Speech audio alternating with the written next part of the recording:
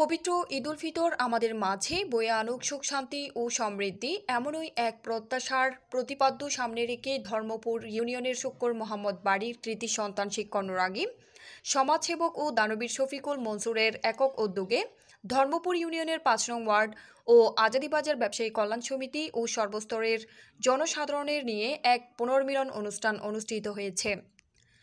৪ April শুক্রবার সন্ধ্যায় আজাদীবাজারের স্থানীয় এক কমিউনিটি সেন্টারে বাজার ব্যবসায়ী কল্যাণ সমিতির সভাপতি আলহাজ ইউসুফ বাবুল ও মোহাম্মদ তারিকের সার্বিক সহযোগিতায় ঈদ পুনর্মিলন অনুষ্ঠান ২০২৫ ইংরেজি অনুষ্ঠিত হয়েছে।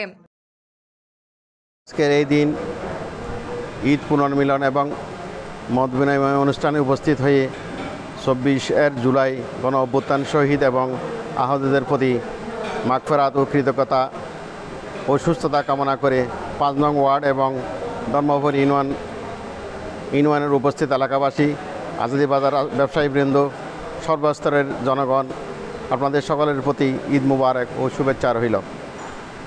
আমি আপনাদের এলাকার একজন সন্তান। বিগত সময়ে কীভাবে অতিবাহিত হয়েছে সবাইয়ের জানা আছে। বর্তমান নতুন আঙ্গিকে পরিবর্তনের সময় এসেছে।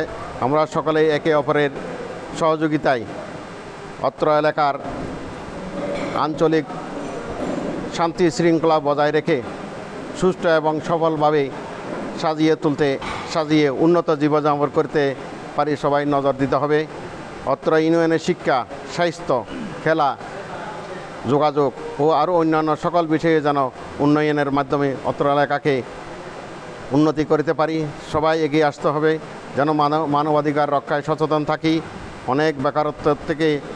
অনেকেই বেকারত্ব থেকে রেহাই পাচ্ছে না, যেন তাদেরকে কর্মসংস্থান ও ক্ষুদ্র উদ্যোক্তা হিসেবে গড়ে তুলতে পাশে থাকতে পারি। আমার অনুরোধ এলাকাবাসীর প্রতি যেন একে অপরকে প্রতিপক্ষ না বানান। সবাই সুখ ও সমৃদ্ধি কামনা করে এতে স্থানীয় গণ্যমান্য ব্যক্তিবর্গ ও বিভিন্ন রাজনৈতিক ও সংগঠনের ব্যক্তিরা নেতৃবৃন্দ উপস্থিত ছিলেন।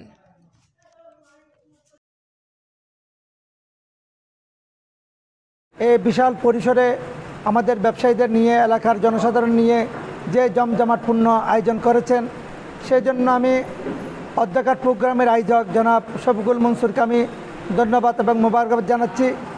সাথে সাথে সকলকে আজাদীবাজার ব্যবসায়ী কল্যাণ সমিতির পক্ষ থেকে ঈদের শুভেচ্ছা ও অভিনন্দন জানাচ্ছি। এলাকাবাসীকে নিয়ে আমরা ঈদের আনন্দ করেছি। মনসুর ভাইকে আমি অনেক ধন্যবাদ। এই ধরনের আনন্দ যেন আমাদের ধর্মপুরে যেন সবসময় আমরা যেন মিলেমিশে থাকি। আমার মনসুর ভাই যে কথা বলছেন, ধর্মপুরে যেন কোনো গণ্ডগোল না হয়, আমরা যেন সবসময় মিলে শান্তির পথে থাকতে চাই। আমরা সেইটা প্রত্যাশা আমার মনসুর ভাই বলছে, ওইটাকে মনসুর ভাইকে আমি ধন্যবাদ দিলাম। মনসুর ভাইকে বেশি ধন্যবাদ দিলাম।